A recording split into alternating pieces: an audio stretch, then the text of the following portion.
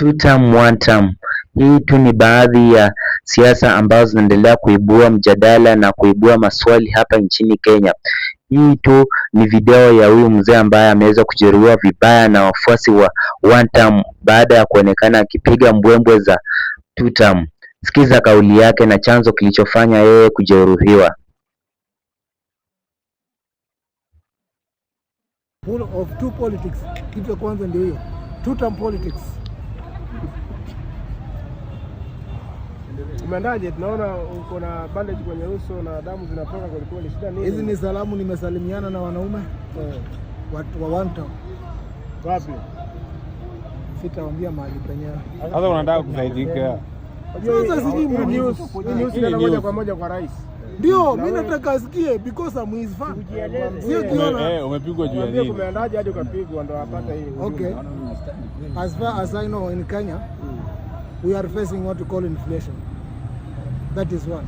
Second, watu wote tumefinyika about life, ndio? So watu wote wako against President Uhuru,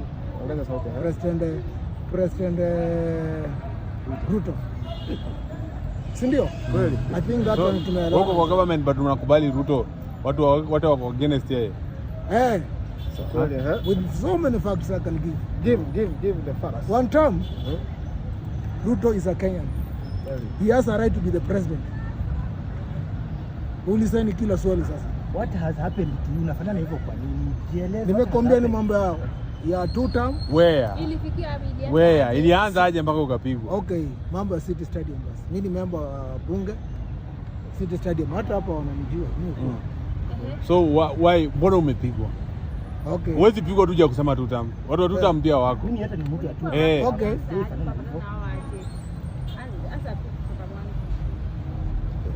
Ama umepiga kichwa huko. Mimi eleza pole Umeendaje? Asa, you know you people. I want one person who is a presenter. Haya, uacha huyo uulize. Nataka uanze kwa jina na labda tuambie umetokea sehemu gani na nini kimefanyika. Yeah, mimi naitwa Mark Muliaka Musila. Mimi ni Mwidako kamili from Boni Khalwales tribe. Mimi ni Musali. Labda nini kimefanyika maana siku ya leo tumekupata kwamba uko na majeraha. Labda tungependa tuweze kueleza labda ni kipi kimetendeka hadi kujipata katika hali hii. Unataka kueleza katika hali gani? Unataka kueleza Ruto ama mnataka kueleza nani? Ujumbe unaona